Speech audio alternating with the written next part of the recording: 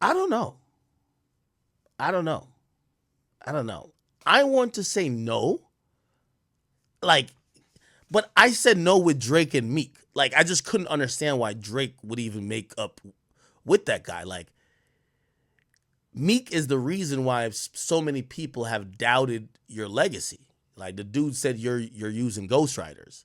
He's the one who wrote that information to light. But I realize, I think what I've noticed about Drake, Drake will forgive you as long as there's a play there. So I think eventually there will be a play where Kendrick and Drake squashing it would not only make sense but be lucrative. But also, I think he might be thinking about it in that realm of, well, whenever we squash it, it makes everything he said about me obsolete. You get what I mean?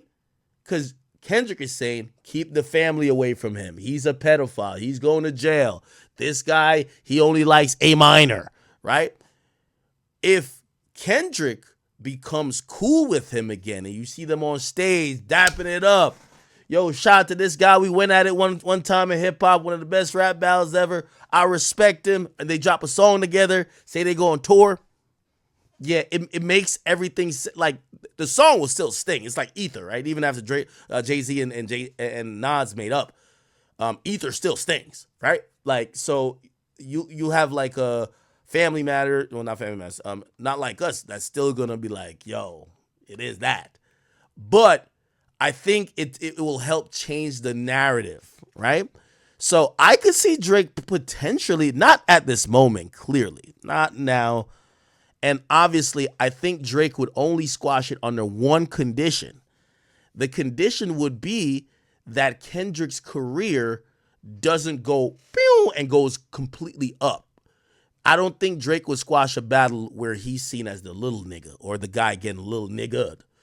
He'll only squash a beef if it feels like, hey, I've won so much and now, like, you know what I mean, I'll give you an assist. That type of thing. Cause you know, you gotta be in that boss position. Like Jay-Z. Jay-Z, when Jay-Z was ready to squash it with Nas and even have that concert. What time was that with Jay? I think, you know, he was getting all type of accolades. He was just killing it, period. You get what I mean? So the only way I see this being squashed, I could see it being squashed. Time heals all, of course, but Drake has to be up. I'm not saying Kendrick got to be down bad, but there has to be like a huge separation between Drake and Kendrick for him to say, you know what, let me squash it. That's what I particularly believe. Yeah, it's like, yo, when, you know, maybe I don't know if that'll be a thing though, because the difference between Jay-Z and Nas and Kendrick and Drake, Kendrick kind of always had the potential to compete on a popularity perspective with Drake. He just never put out enough projects and works and wasn't as active as Drake. So I don't know if there'll be a time where Drake is selling double what Kendrick is selling, or Kendrick is just pushing 120,000 and Drake is doing 1 million again, right? I mean, a lot of people believe that Drake won't do 1 million no more, right? By the way, I don't think Kendrick will do 1 million either, but I don't think Drake will be that much bigger. Maybe in terms of, and this is where it might also play in too, business wise, right? I think in the next couple of years, I think Drake needs to cement himself on a mogul aspect, because everything to do with rap, you've already checked the box. The only way to get out of this game, of this rat race of running around trying to be the best rapper every year, the most lit rapper with the most accolades, the always having a number, having a song on the Billboard Hot 100 for Drake, I think he needs a liquor situation. I think he needs that exit plan for Dr. Dre. Not saying he was that active, but the headphones deal, Beats by Dre, that turns him into a mogul.